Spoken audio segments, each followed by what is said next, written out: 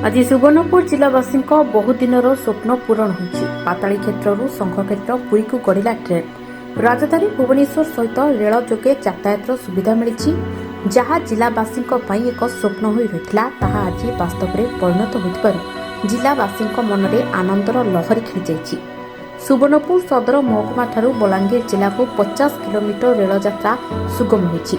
दीर्घ दिन चलता खोर्धा बलांगीर रेलपथ निर्माण बलांगीर पटू सोनपुर पर्यंत 50 किलोमीटर निर्माण पर आज 4टी नुआ रेल यातायात को प्रधानमंत्री नरेंद्र मोदी शुभारंभ कर भुवनेश्वर बलांगीर सुपरफास्ट एक्सप्रेस को सोनपुर पर्यंत संप्रसारण कर सोनपुर श्रीक्षेत्र पुरी को एक साप्ताहिक ट्रेन चलाचल कर प्रतिदिन बलांगीर सोनपुर को 2टी पैसेंजर ट्रेन को प्रधानमंत्री नरेंद्र मोदी आभासी माध्यम सबुज पताका देखाई उद्घाटन कर ब्रिटिश अमलरू सरकार फाइल भितर पड़ जाइथिबा खोर्धा बलांगीर रेल प्रकल्प को आज प्रधानमंत्री उद्घाटन कर बलांगीर भुवनेश्वर पुरी सहित सोनपुर को जोड़ी जिलावासी अनेक दिन स्वप्न को पूरण कर प्रधानमंत्री नरेंद्र मोदी और रेलमंत्री अश्विनी वैष्णव को कृतज्ञता जनाइछथि। खोर्धा बलांगीर रेलपथ खोर्धा पटू संपूर्ण होई खोर्धारू नयागढ़ पर्यंत 4टी ट्रेन चलुथिबार सूचना मिली।